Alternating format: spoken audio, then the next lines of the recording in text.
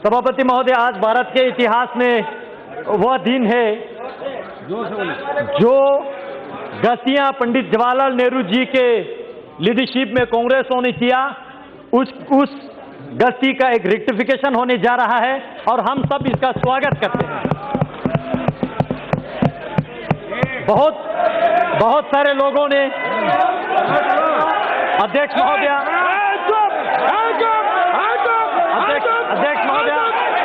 बोलने दीजिए। आप लोगों का मैंने सुना, बहुत बोला आप लोगों ने बोला, बैठिए, बोलने दीजिए। सुनने की क्षमता रखिए, सुनने की क्षमता रखिए। अध्यक्ष जी बैठिए। आप भी बैठ जाइए, प्लीज बैठ जाइए, आप भी बैठ जाइए, बोलने दीजिए। अध्यक्ष जी, हाँ बोलिए।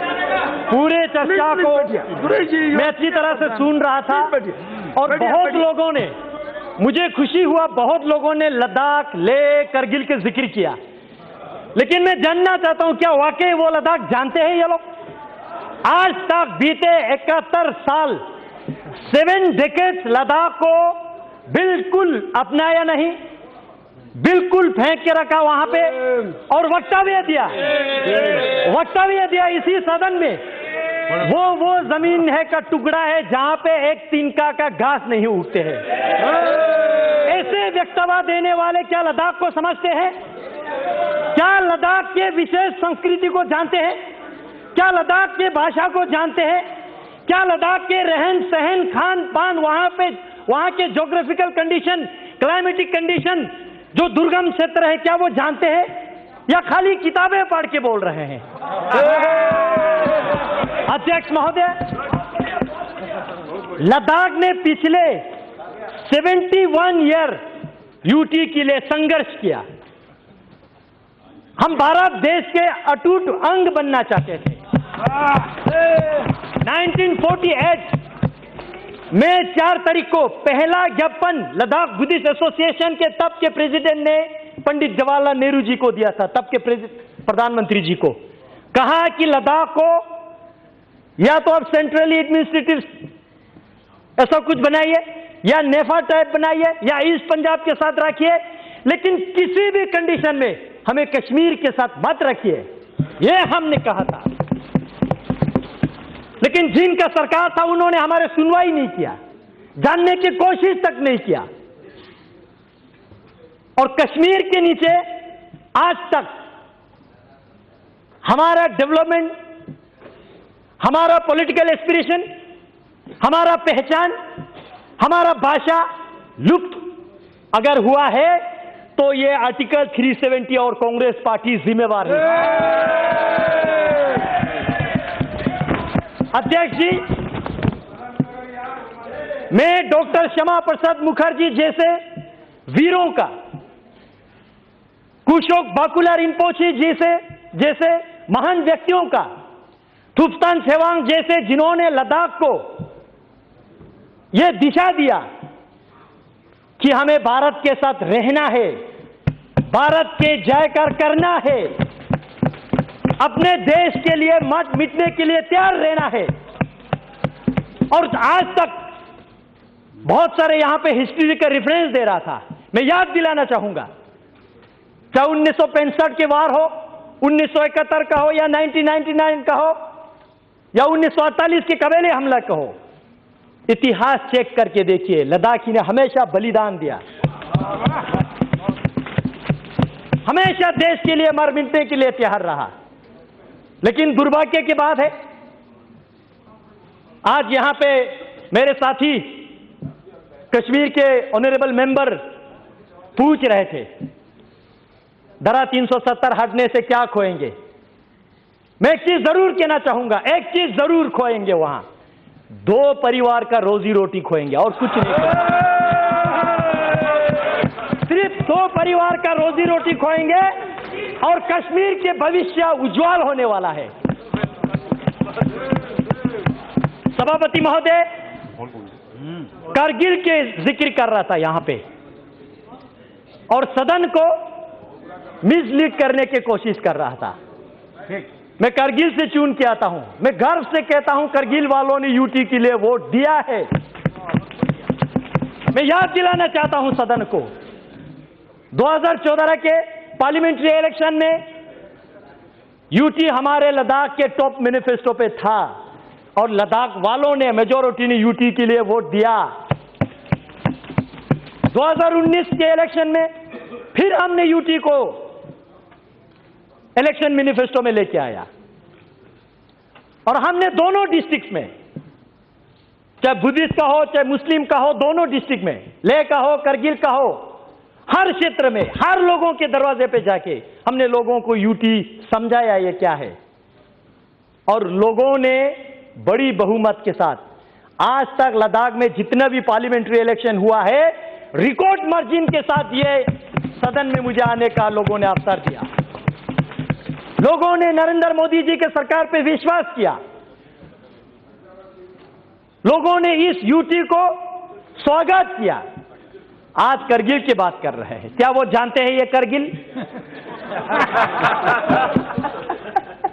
मुझे इस सदन में कहने के कोई संकोच नहीं है।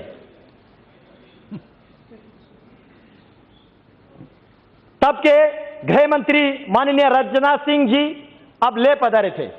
All party parliamentary delegation Jammu गए थे, कश्मीर गए थे और आप ले आए थे तब के होम सेक्रेटरी के साथ। पूरे लद्दाख के हर पॉलिटिकल पार्टीज के, बीजेपी, कांग्रेस, पीडीपी, एनसी लेके, मैं कश्मीर की बात नहीं कर रहा हूं, वहां अलग वातावरण है, मैं लेके बात कर रहा हूं, और साथ ही साथ हर रिलीजियस ऑर्गेनाइजेशन के, चाहे लद्दाख बुद्धिस्ट एसोसिएशन हो, अंजुमन इमामिया एसोसिएशन हो, या मोनुल इस्लाम हो, क्रिश्चियन एसोसिएशन हो, हिंदू महासभा हो, सबने एक ही आवाज में कहा कि हमें यूटी चाहिए। राजनाथ सिंह जी पूछ रहे थे और क्या चाहिए बोलो, और हमने कहा और कुछ नहीं चाहिए, सिर्फ यूटी चाहिए। हमने ये कहा था। आज अध्यक्ष जी सुनने की क्षमता रखिए, सुनने की क्षमता रखिए, अभी तो टीलर है, सुनने की क्षमता रखिए। अध्यक्ष जी, लेकिन उस वक्त एक दुर्घटना हमारे साथ घटी, आज मैं इस सदन को अवगत करना चाहूंगा। तब के लेह में आपके एनसी के डिस्ट्रिक्ट प्रेसिडेंट, पीडीपी के डिस्ट्रिक्ट प्रेसिडेंट, जिन्होंने यूटी के मेमोरेंडम को साइन किया, उन लोगों को आपके कश्मीर के एनसी और पीडीपी ने वहां से प्रेस रिलीज जारी करके अपने पार्टी से बाहर निकाल दिया। आज डेमोक्रेसी की बात कर रही है लोग, लोकतंत्र की बात कर रहे हैं। क्या वो थे आपका लोकतंत्र? लोगों का आवाज बंद करना, दबे कुचाले रखना, ये आपका लोकतंत्र था क्या? अध्यक्ष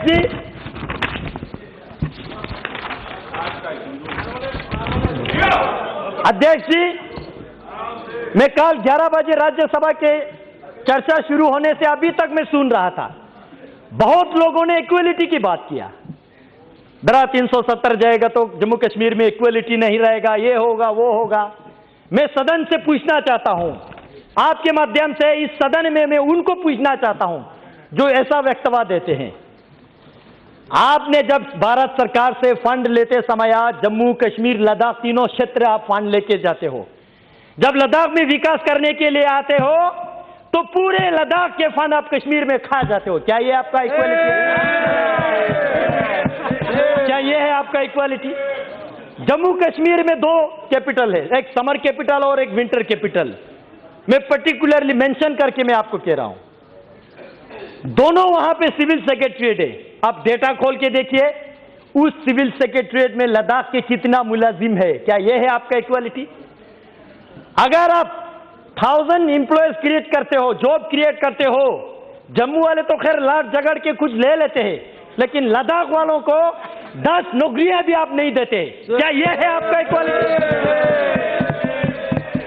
हसनैन मसूदी जी यूनिवर्सिटीज की बात कर रहे थे, मैं उनके साथ कांग्रेस वालों को याद दिलाना चाहता हूं, बीच में नहीं। मैं कांग्रेस वालों को याद दिलाना चाहता हूं, आपने 2011 में कश्मीर में आपने एक सेंट्रल यूनिवर्सिटी दिया, जम्मू में एक सेंट्रल यूनिवर्सिटी दिया। जम्मू वालों ने लाट जगड़ के दिया नहीं, लाट जगड़ के लिया। लेकिन उस वक्त मैं स्टूडेंट यूनियन का लीडर था। हमने जम्मू में जितने पढ़ाई करने वाले स्टूडेंट को रोड पे लाके इनके खिलाफ काले पट्टी बांध के हमने सेंट्रल यूनिवर्सिटी का मांग किया। लद्दाख में एक भी हायर एजुकेशन के इंस्टीट्यूशन इन्होंने नहीं दिया। क्या यह है आपका इक्वालिटी? यह है आपका इक्वालिटी? हाल ही में यूनिवर्सिटी दिया तो नरेंद्र मोदी जी ने दिया।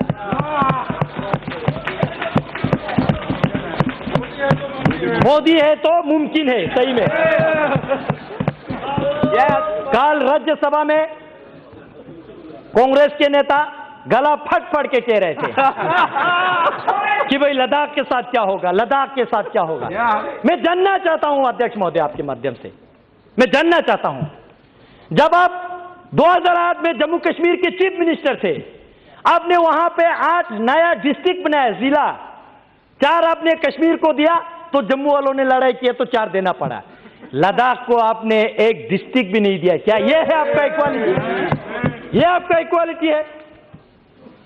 आज आप कहते हैं इक्वालिटी, हमारे भाषा लद्दाखी बोटी भाषा कहते हैं। कश्मीरी आपने लिपि ना होने से भी आपने रिकॉग्नाइज किया, 8 शेड्यूल में डाल दिया। जम्मू के डोगरी उन्होंने आंदोलन किया तो उनको भी दे दिया। लद्दाख के भाषा को आज तक आपने रिकॉग्नाइज किया। क्या यह है आपका इक्वालिटी? अध्यक्ष जी, सेक्युलरिज्म और डेमोग्राफी की बात किया जा रहा है यहां पे।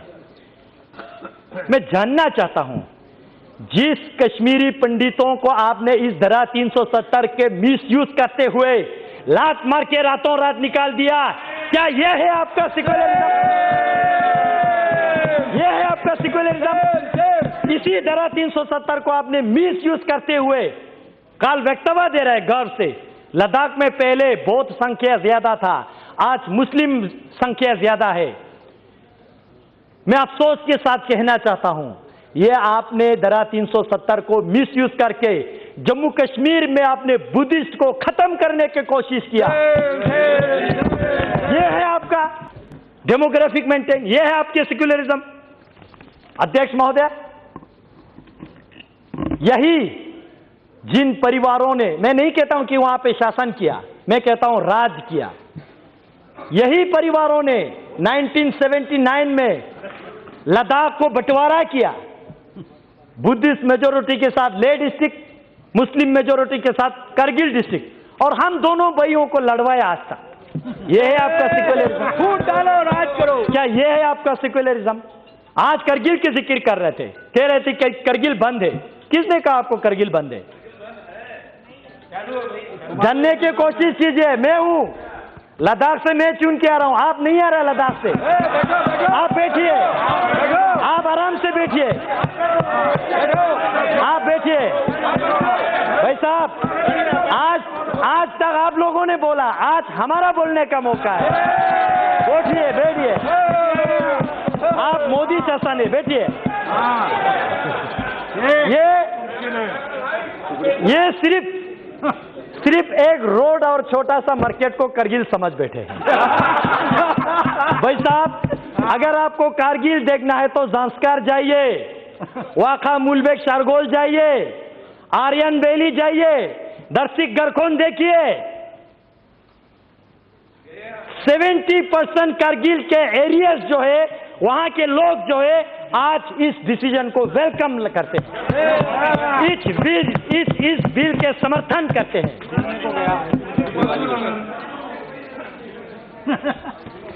अध्यक्ष जी, आज ये वही वक्तव्य दे रहा है। अध्यक्ष जी सुनिए, मौका दीजिए, बोलने की क्षमता रखिए। मैं आपकी तरह किताबें पढ़ के नहीं आता हूं, लेकिन ग्राउंड की रियलिटी महसूस करके। अध्यक्ष जी, कारगिल में जो अभी कह रहा है, ये इन्होंने फोन करके करवा रहा है। उनको भी नहीं पता है वो लोग क्या कर रहे हैं। उनको अपने भविष्य के लिए सोचना चाहिए, इनके जबान पे नहीं जाना चाहिए। या अपने मुफ्त के लिए, अपने हित के लिए किसी को भी नचाएंगे। अध्यक्ष जी, और हीरो अध्यक्ष महोदय, बैठिए बैठिए, सुनने की क्षमता रखिए।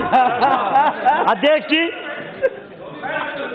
आज से 66 वर्ष पहले जनसंघ के संस्थापक डॉक्टर श्यामा प्रसाद मुखर्जी ने 1953 में जो उन्होंने संघर्ष लिया, एक देश में 2 विधान, 2 निशान और 2 प्रधान, नहीं चलेगा, नहीं चलेगा।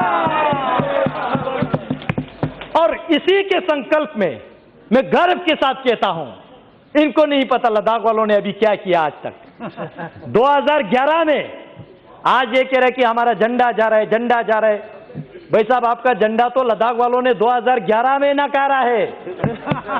लद्दाख ऑटोनोमस हिल डेवलपमेंट काउंसिल ने रेजोल्यूशन पास किया 2011 में। जम्मू कश्मीर के जो झंडा लद्दाख ऑटोनोमस हिल डेवलपमेंट काउंसिल की चेयरमैन, एग्जीक्यूटिव काउंसलर, जो कैबिनेट और डिप्टी मिनिस्टर के रैंक के होते हैं, उनको उनके गाड़ी को लगता था। हमने उस झंडा को नकारा, हमने नेशनल एम्ब्लेम वाला वहां पे लगाया, क्योंकि हम भारत देश का अटूट अंग बनना चाहते हैं।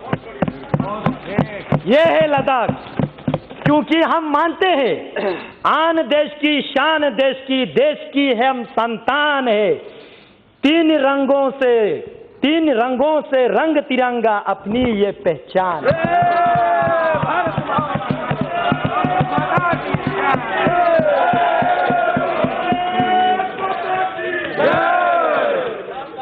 अध्यक्ष जी, बड़े आयरनिकल बात है, पंचायत इलेक्शन में पार्टिसिपेट नहीं करेंगे और जब अपने कुर्सी के बारे आएंगे तो पार्टिसिपेट करेंगे। ग्रास रूट डेमोक्रेसी नहीं आने देंगे, लेकिन अपने घर का रोटी चलना चाहिए। ऐसा विचारधारा हम एक्सेप्ट स्वीकार नहीं करेंगे। अध्यक्ष जी, जो कुछ लोग, जो मैं बार बार 2 परिवार की जिक्र कर रहा हूं, ये परिवारें जो है कश्मीर के मुद्दा जो ढिंडोरा पीट रहा है, वो समाधान चाहने वालों में से नहीं है। They are the parts of problem.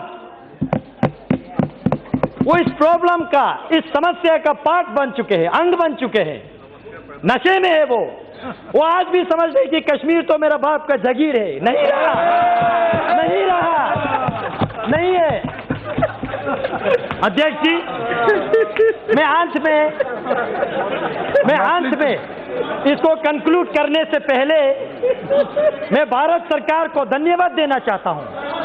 Shri Narendra Modi ji को, गृह मंत्री जी माननीय अमित शाह जी को और पूरे सहयोगी दल को, और जिनका दल नहीं है लेकिन इस बिल के फेवर में आने वाले हैं, उन लोगों को भी मैं पूरे लद्दाख के निवासियों की ओर से धन्यवाद देना चाहता हूं, क्योंकि आज पहली बार इस भारत के इतिहास में लद्दाखियों के सेंटिमेंट को, एस्पिरेशन को सुना जा रहा है।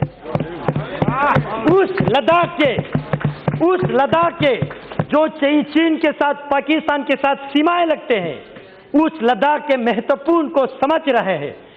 इस सरकार में इस बिल को हम वेलकम करते हैं और हम